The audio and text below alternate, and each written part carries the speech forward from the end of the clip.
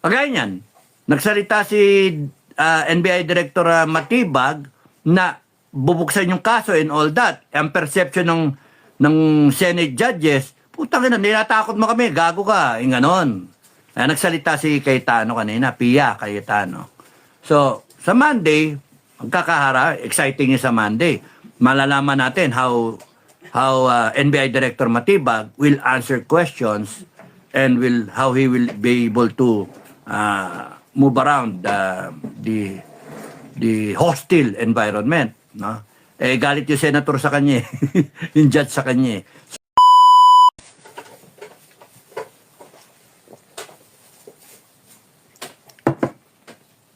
If the intent is hindi dapat tanggalin,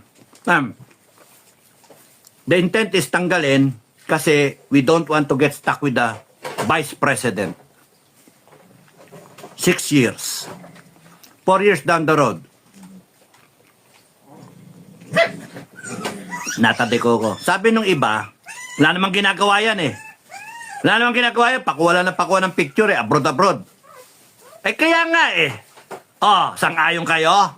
Mga pro-BBM na anti-Duterte. Lahatin na natin. Gusto niyo si Sara, ganyan? Banatan din natin, Marcos, banatan natin, Supreme Court, banatan natin, lahat ng congressmen, senators, etc. Pati yung AFP, PNP, yung ano na yan, NBI. Kasi kung hindi, plastic kayo.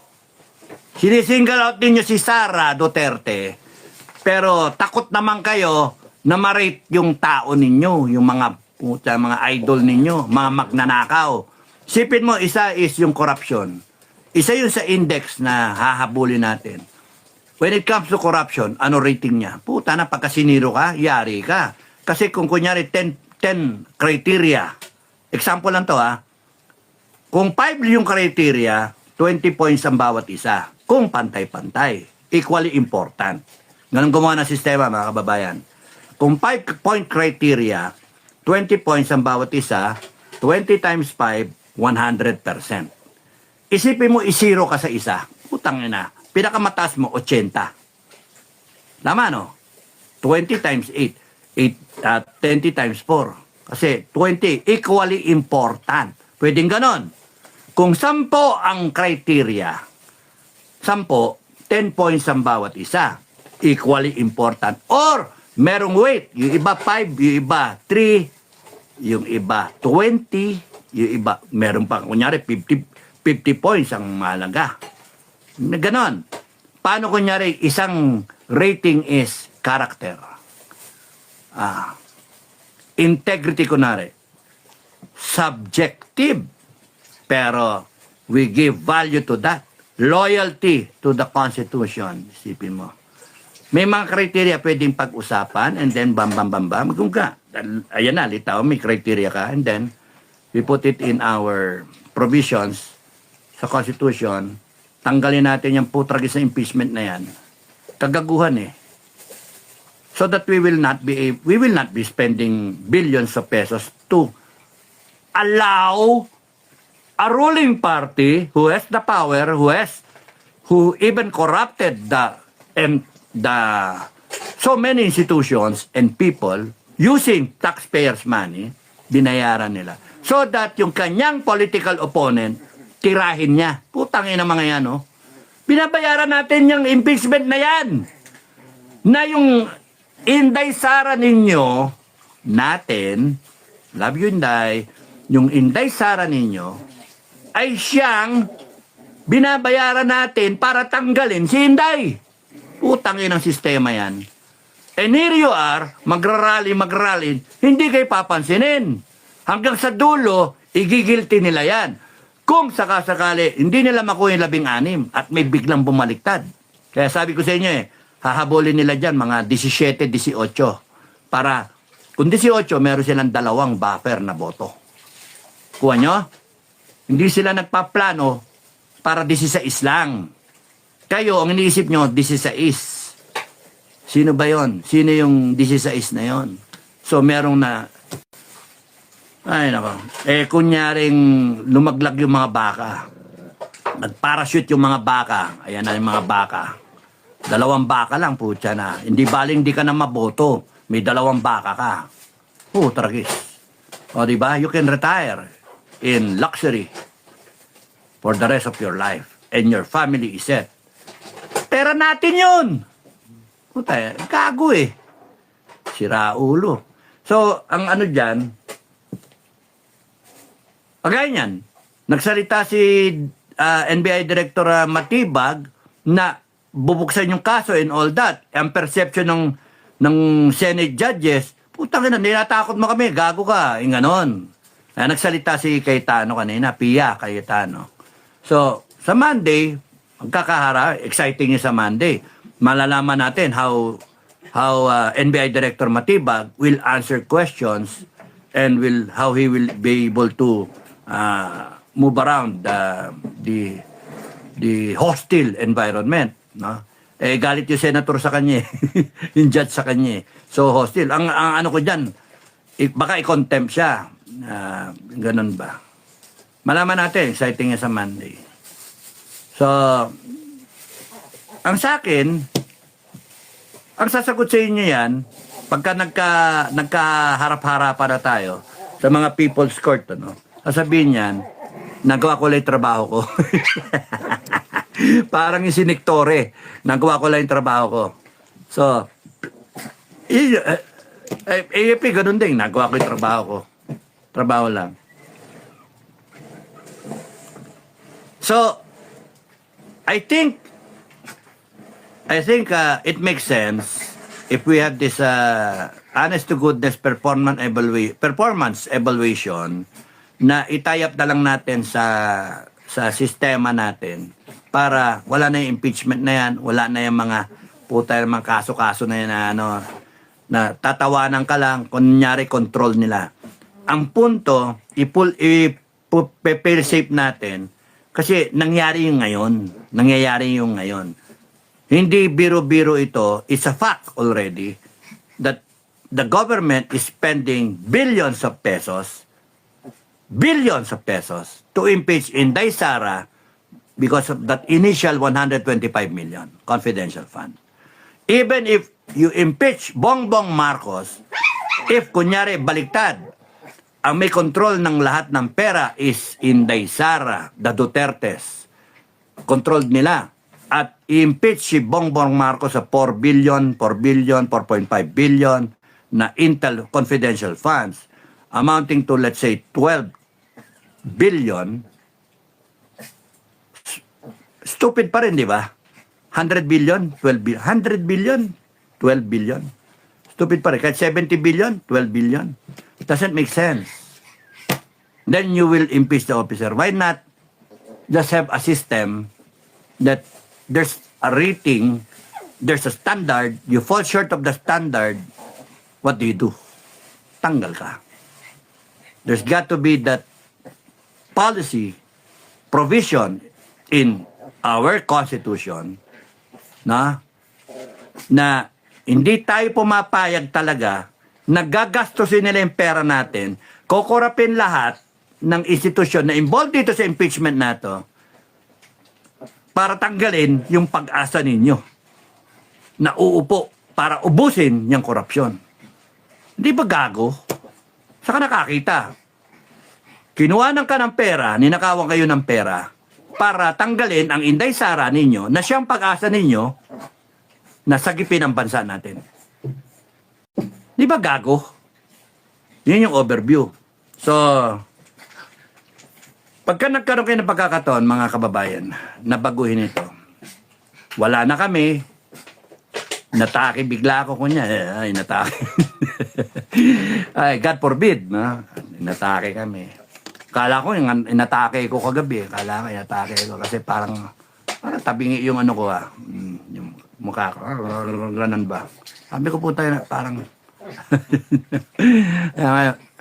Inday Sara, pakisuntok ako dito para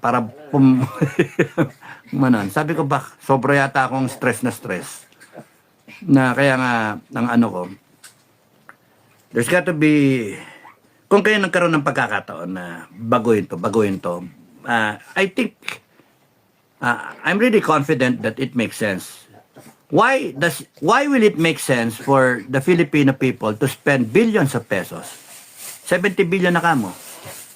100 billion kasama yung last year.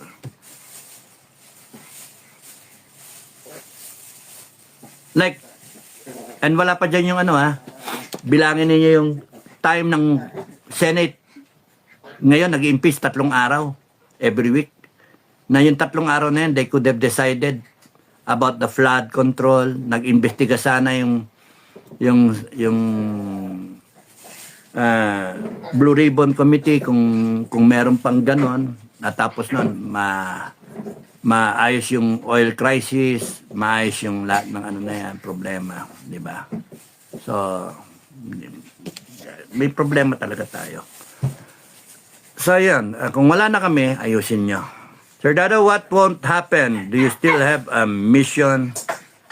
That won't happen. Do you still have a mission? Heidi Ching. Yung atake. Those who cling to the great creator will be kept away from harm. So, I hope everyone learns to call on him. Heidi Ching. Thank you, Heidi Ching. Love you, love you. Mensaherong, ako sa akin, I cannot wait 2028. Yun ang mali ng ng iba na iniisip 2028 you'll get even. The problem is if kunyari by 2020 nasaan yung Inday Sara? Paano kung wala? Nasaan si Baste? Paano kung wala rin? So paano? Paano kung nandiyan si Inday Sara? Okay, hindi siya na-impeach pero may kaso siya, plunder kunwari. Babanatan siya ng kaso para kulong siya.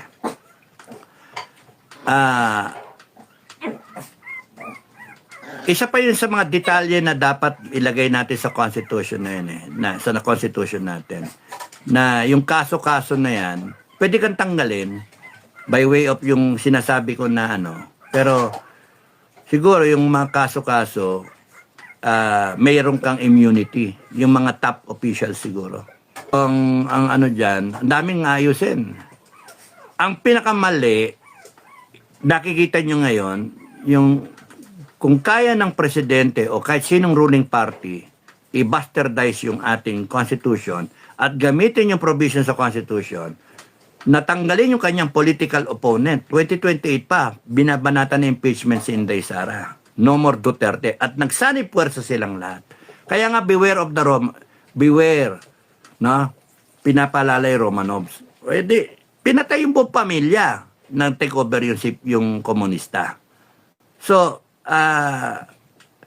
sinasabihan ka, winawarningan ka. Ngayon, pinalalabas ninyo, tarantado si Baste, siya kanya galing yung threat na papatayin kayo. Gago Ngayon, kung binibili yan ng mga Pilipino because of the trolls, the SOCMED, mainstream media, yun nga. Kaya nga, we are stuck with him. When in fact, the Constitution decided na we shouldn't be stuck with him. Sayang yung oras natin, taong bayan, 6 na taon yan. 4 na taon na ngayon. Pero sa 4 na taon, yung pangatlong taon, nag-attempt silang impeach si Inday Sara. Kinatigan ng Supreme Court, wag. Kinatigan ng Senate dati na wag. Tapos ngayon, nandyan na, nasa trial na ngayon. Yung just imagine, kaya talagang pinupuntirya yung 2028. Ngayon kung ang taong bayan ang iniisip ninyo lahat, kayo, kunyari, iniisip ng iba, 2028, boboto kayo, ay nako, naive na naive yung pag-iisip ninyo.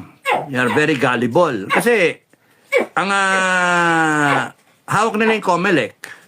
Tapos nun, titipakin nila yung loyalty ng mga tao kay Inday. Kasi question mark Lalo na yung SALN na yan.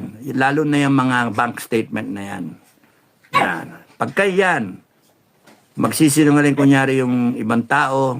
Palagay natin, totoo. Sige, palagay na natin, totoo. Ano ngayon gagawin na ng tao? Maniniwala kayo. Ang kinakailangan kasi lang magkaroon ng doubt para mabura yung mass base ni Inday. Para madali nang dayain later on sa 2028. Kung makakatakbo siya. And then magpe-present sila ng kanilang champion. Kilala na kung sino yun. Di ba? May mga options na. yung administration. Kaya, isa pang mali yung impeachment. Bakit? Kung ikaw may ambisyon ka maging presidente, Senate judge ka, katayo mo yung vice president na yan kung sino man yung katayo mo talaga kasi kalaban mo sa politika kaya nga mali Kunyari ako, may ambisyon ako ng presidente, senator ako, ngayon, impeachment judge ako. Dede lahat ng tanong ko para mag-guide itong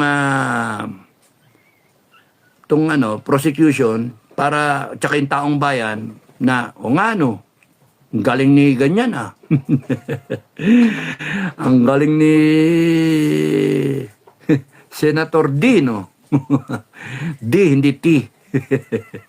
Galing ni Senator D na puta na, no? Ay, nako. Kanya-kanyang grandstanding nga Kaya yung may mga ambisyon dyan, babanat para sirain si Inday. Pagkakataon nila Subjective yung sasabihin isang impeachment judge, I am not biased. Anak ng toko When I do not buy a system, mga kababayan, I don't see the logic in a system na 16 na boto ang kailangan para tirahin yung boto ng 32 million. Na yung 16 na yon, question mark, hindi 100% na pwedeng matino ang boto. May ulterior motive. Kasi nakatanggap ng maleta. Alam nila ito, kakatayin kayo. Kasi may ambisyon sa pagka-presidente, makakalaban si Inday Sara. I do not buy 16 votes to stop 32 million na mandate. Of course, itong 16 na to binoto rin ng taong bayan. Ang problema, singled out ang Inday Sara. Whatever the argument is, merong capacity pumatay ng presidente, may kinausap, etc., na yung context ng pagkakasabi, binabaliwala yung premise at saka yung mga events bago noon. Anong klaseng investigasyon yun? Singled out talaga Plastic ang ginawa. Tapos ganyan, pilalalabas nyo, 125 million, putang ina sa Congress nga tumanggap ng 250 million question mark, para lang i-elevate yung impeachment. Kayo nga korap At tapos, bakit yung Vice President, baba natin yung 125 million, tapos kayo tumanggap ng 250 million, bawat isa, plus meron pa kayong 20 million, question mark, MOO, itinaas. Parang tarantado kayo. Impeach yung Inday Sara. Tapos yung Presidente, hindi impeach kasi 4 billion yung kanya. Confidential pa. Ginugurgur na ako. Nasasaktan kasi sa sinasabi. So, yun yung hindi tama plastikan to Kaya nga may palpak yung sistema. Doesn't make sense. I do not agree na gagastos tayo ng ganong kalaki. Habulin niyo 125 million. Nga habulin niyo yung mali-maleta na yan. Kahit habulin niyo yung presidente, confidential fund, 12 billion. I don't buy it. There's got to be a better, cheaper, effective way na applies to everyone that will safeguard their interest as a Filipino people. Our interest, taxpayers' money. Putang ina nyo, gagastusin nyo yung pera ng taong bayan, ganyan-ganyan kayo. Sarap na kinakain nyo dyan, etc. Mantala nag-iikaw sa taong bayan. May bababaha na naman yan, hindi nyo masolve yung problema, hindi nyo maimbestigahan yung mga flood control na yan. Lintek, tapos nun, tirada kayo. Your Honor! Objection, Your Honor. Sustained. I would like to register my continuing objection, Your Honor. Overruled. Overnight objection, Your Honor. Parang promo, no? Short time objection, Your Honor. 3 oras na lang na objection. Walang mangyayari Ginagawa tayong gago Doesn't make sense really.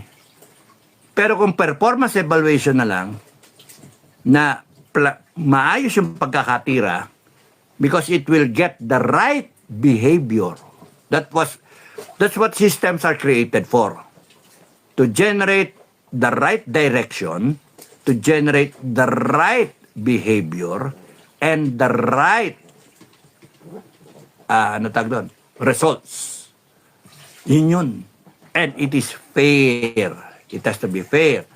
And then the financial mechanism to implement it is not that exorbitant. Very cheap.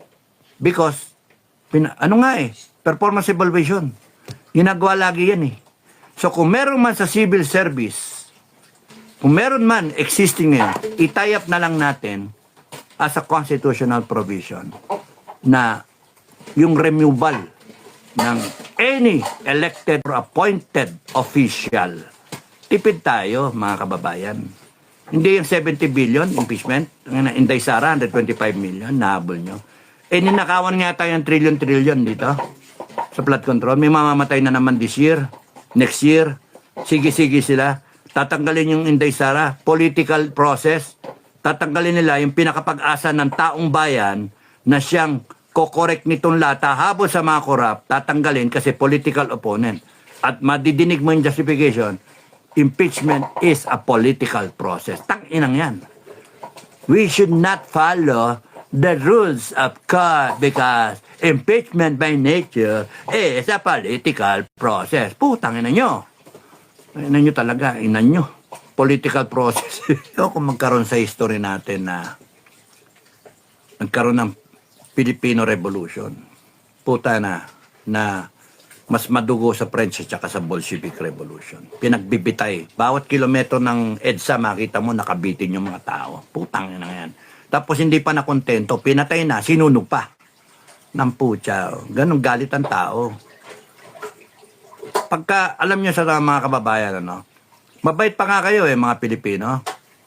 Kahit galit na, wala na, nakukuha pa mga. Pero pagka dumating yung punto talaga na naglabasan yung taong bayan, ayan, may nagsasalita na lalabas sila na armado. Sila na lang daw, tatayong military component. Puta na, hindi biro yon. Pagka may ganun na, malapit na tayo.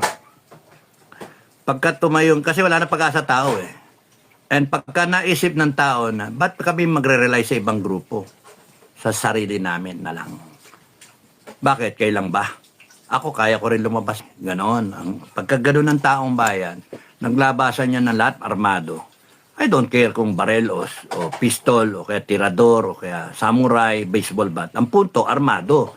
Why? They can defend themselves. Why? Because they feel that the armed forces, the PNP, who have been silent for 4 years, and the PNP being used to oppress the people. Hinaharangan Naharangan. You are perceived as the enemy of the Filipino people. Kayo, perception nyo, the people is the enemy of the state. Paano sabihin ng tao, we don't care, we don't give a fucking shit sa inyo, tangina, galit kami. Binaboy nyo kami. Mamili kayo, sa taong bayan kayo, o diyan kayo sa gobyerno ninyo, putang ina nyo. Ganon, galit. And then, pagka ang taong bayan, may nagsalita dyan, eloquently, malinaw, effective immediately, we are disbanding the entire institution. AFP, PNP, NBI.